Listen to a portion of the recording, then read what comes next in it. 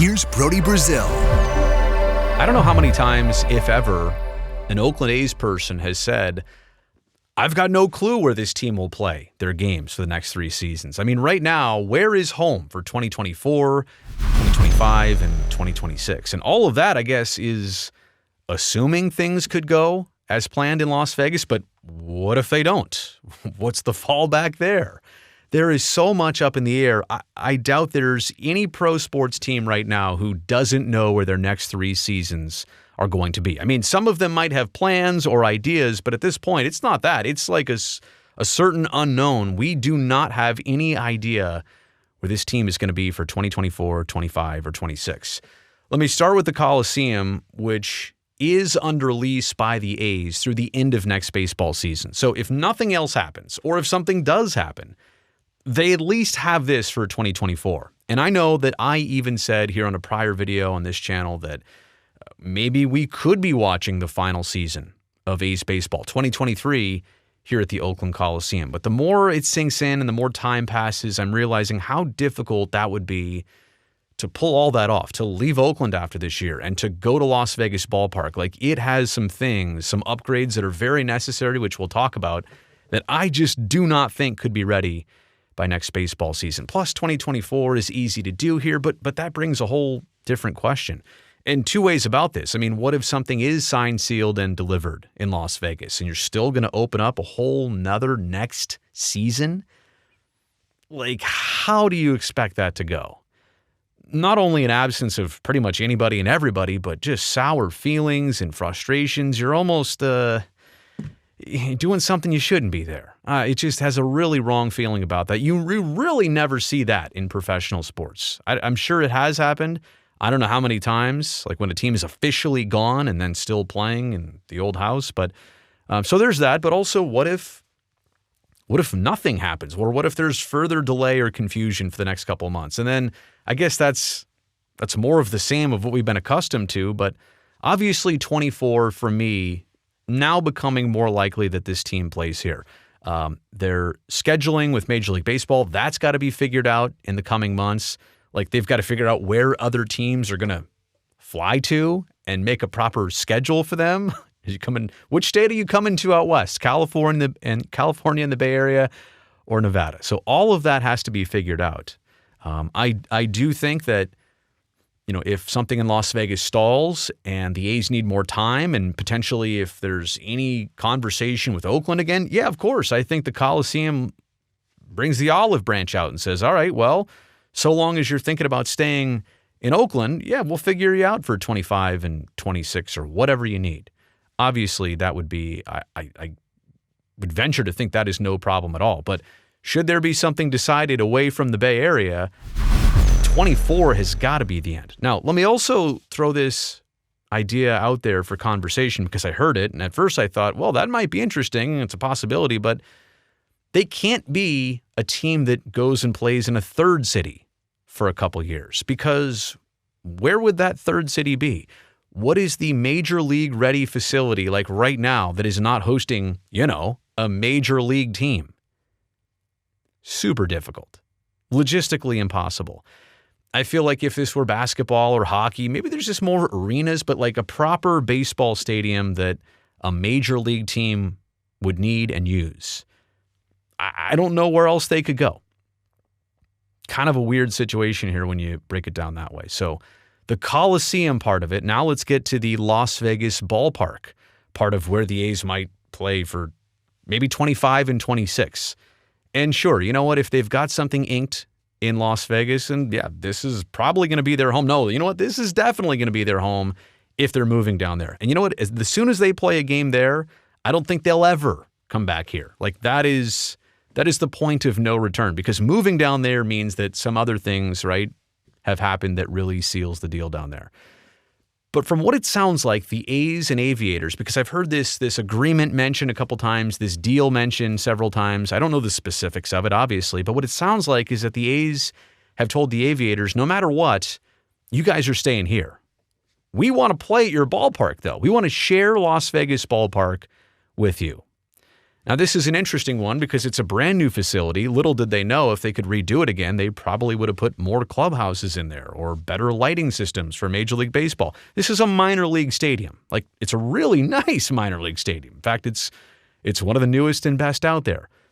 But it still would have a problem not only hosting Major League Baseball, but sharing Major and Minor League Baseball during the same time of year. But this is what the A's are kind of suggesting. Now, my thought was that the Aviators would have no choice but to move out, go to Cashman Field for a couple of years, which, yes, still exists and once hosted minor league baseball. In fact, it once hosted the A's for a couple of weeks when Mount Davis wasn't ready at the Coliseum. Was it 95, 96, something like that?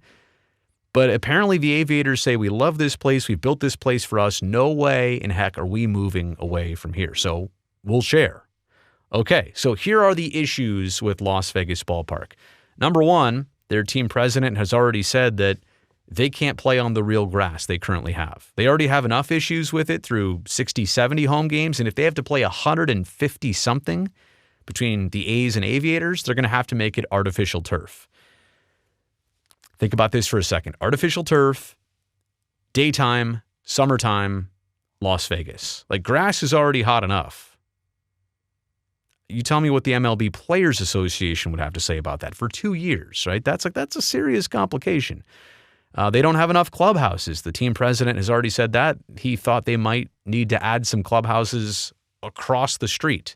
Like, you saw that picture there. There's just not a ton of room for expansion. They built it up so nicely that there's not really a good spot to put 2 major league size clubhouses and facilities. He also said that the light towers are perfect for minor league baseball, but Major League Baseball has certain standards, a certain threshold of height and intensity, and that ballpark does not meet lighting standards. And oh yeah, lighting is going to be super important because you're going to have to play almost all night games. Oh, but you can't, by the way, which is also a problem later on. And again, I'm not trying to make a case against using this ballpark because that's what they're going to try and do. They'll get creative and find a way. I'm just saying that this in itself, there are other complications with the team in Las Vegas, but this in itself is also a bit of a complication to going down there. Scheduling major league and minor league conflicts, of everything else here, this is probably the easy one to work out. That being said, what they do in AAA is have you play a series that lasts 6 straight days. So they'll really have to coordinate, work together for major and minor league schedules.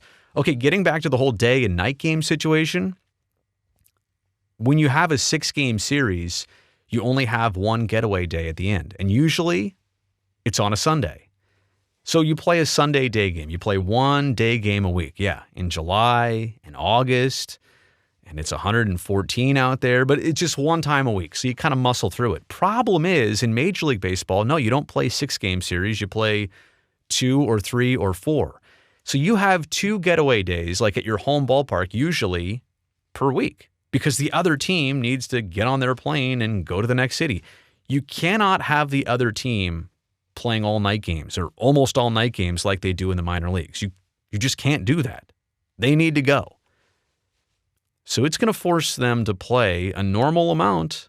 I mean, look, you can always have Saturday nights be your games, but Sundays, you're going to have to play Sunday day games. You're going to have to play probably Wednesday day games in the middle of the summer in Las Vegas. I always thought, looking back, that, this ballpark was a possibility. In fact, check my videos. I've said them having this in Las Vegas is not going to help the A's out because this could be a temporary home for Oakland. But I also always said I thought they could add 6,000, 7,000, 8,000 seats without a problem.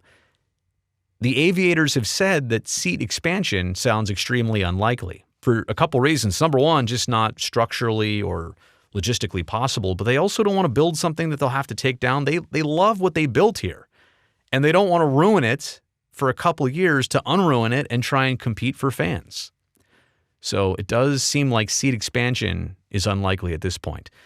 And again, the other 2 things here to consider, these are more longer term, just things to think about. All of this is going to need Major League Baseball and probably Major League Baseball Players Association guidance and approval. You can't just say, okay, Major League's here starting tomorrow. I mean, yeah, they They have the Field of Dreams game. They have like games, I think, this upcoming weekend in Mexico City. But all of these venues are vetted, and they're brought up to standards that are necessary. So some work needs to be done here. Not to say that it can't be done, just that this is a complication of where this team might play. And how about the long-term survival of the Aviators as a franchise? Let's say the A's do come to Las Vegas. And I get it. There are major and minor league teams sharing the same city, but it's usually rarely the case that the minor league team is there first and then the major league team comes in afterwards. A lot of times, like I could think about the San Jose Sharks. They brought their minor league team in. They're already established. They brought their minor league team in. Or the Golden Knights. They were expansion. They also brought their minor league team into Henderson, right? So it's very backwards the way that. So I wonder the future of the Aviators.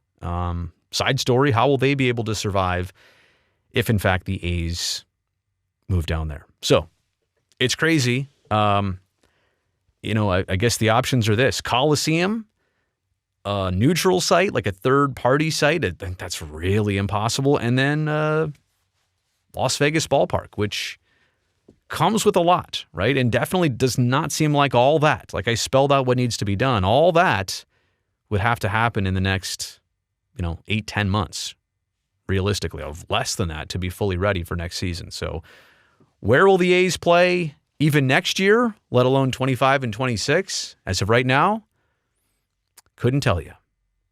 Let me know what you think about this in the comments. Thumbs up on this video for watching all the way here to the end. And don't forget to subscribe so I can see you next time.